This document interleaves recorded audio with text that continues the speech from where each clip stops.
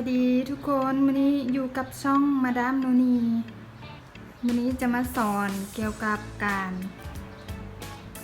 เข้าหัวสิ้นเนาะตัวนี้เป็นหัวสิ้นที่เรารีดมาเรียบร้อยแล้วตามที่คลิปก่อนหน้านี้เนาะเราได้สอนวิธีแต้มหัวสิ้นเนาะคือตัวนี้เป็นด้านที่เราแต้ม0.5 เนาะ 0.5 นิ้วและตัวนี้ตามห้องไม้บรรทัดเนาะเวลาเรารีดเราจะรีดแบบนี้รีดตัว 0.5 ก่อนเนาะจากนั้นก็รีดตัวห้องไม้บรรทัดนี่มาติ่งกับเบื้องนี้ให้มันเท่ากันแบบนี้เนาะรีดไปจนกว่าสุด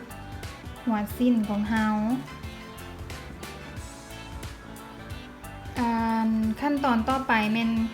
เราจะนำเอาหัวสิ้นตัวนี้ไปต่อกับสิ้นที่เราได้แต้มปะไว้แล้วนี่เนาะเดี๋ยวจีติดเข็มมุดปะไว้ก่อนที่ว่าเราจะไปยิบนะเพื่อให้มันพอดีขั้นตอนนี้เราจะติด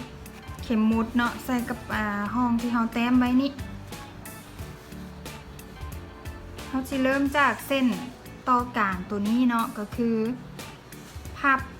หัวสิ้นเบื้อง 0.5 ให้มันติดกับเบื้องเส้นนี้เนาะพับปลายน้อยนึงเนาะพับแบบนี้แล้วเราจะเอาเข็มมุดติดแบบนี้ไปจนทั่วหัวสิ้นเลยเนาะเดี๋ยวจะติดให้เบิ่งเด้อมาแบบนี้เราจะมาติดเข็มมุดเนาะให้เบิ่งเลยก็คือขั้นตอนแรกก็ต้องพับหัวตัวนี้เข้ามาน้อยนึงแล้ววางให้มันซื่อกับเส้นต่อกลางสิ้นตัวนี้เนาะ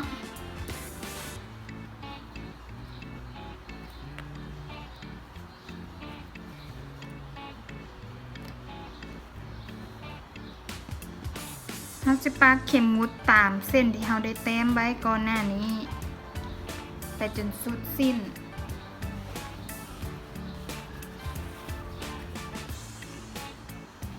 เนาะ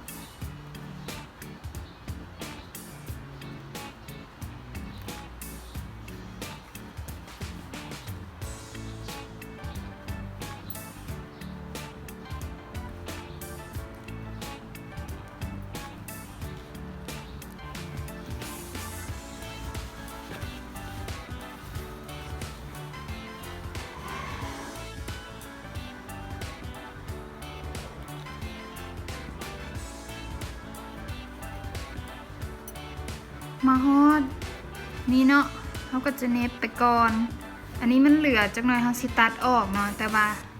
เขายิบไปก่อนแล้วบัดนั้นเขาจึงตัด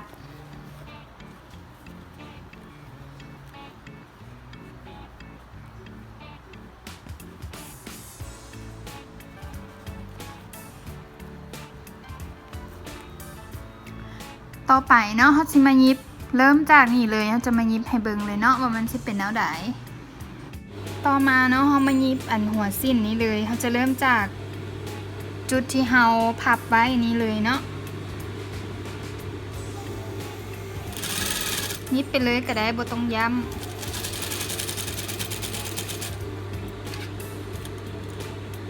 เวลายิบเนาะเขาจะดึงเข็มมุดออก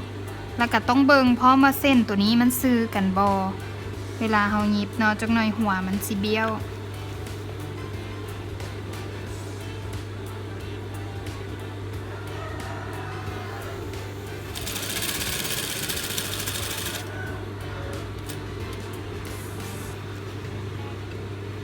เขาจะยิบแบบนี้ไปจนสุดสิ้นเลย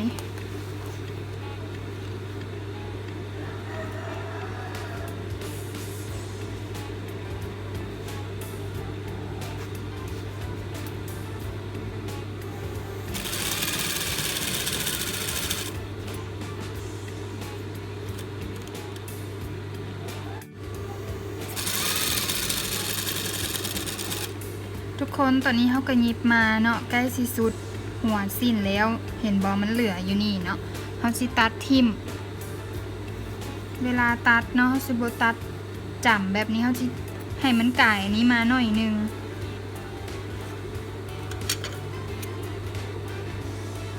เ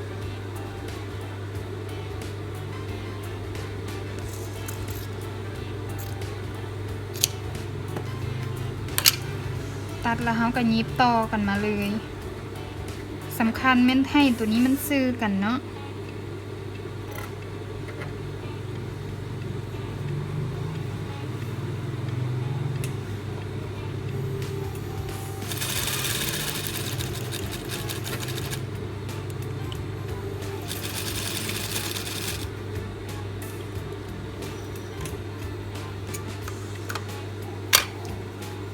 เขาก็แล้วไปละเส้นหนึ่ง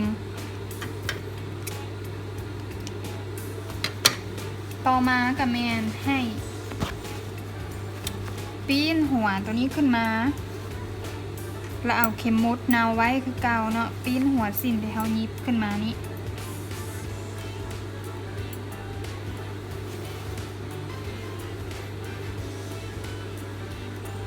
และพับลงไปตามหอยที่เขารีดไว้เนาะเอาเข็มมดนาวเมียน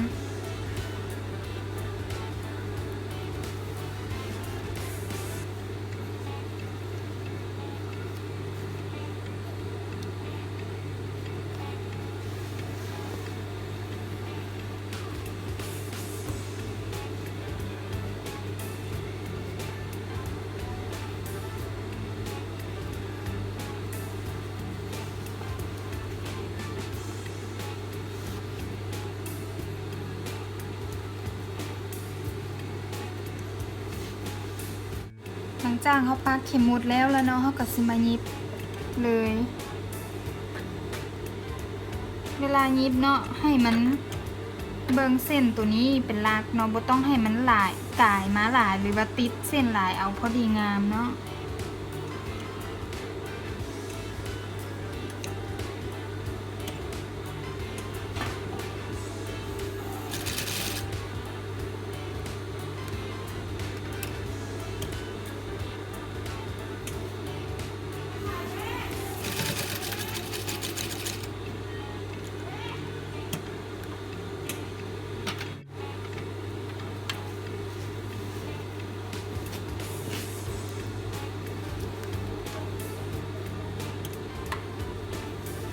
เวลายิบกระแปงหัวไปพร้อมจักหน่อยมันสิโพง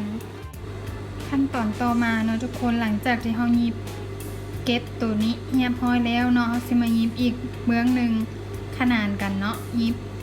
ตามพองตัวนี้ยับเข้ามาน้อยนึง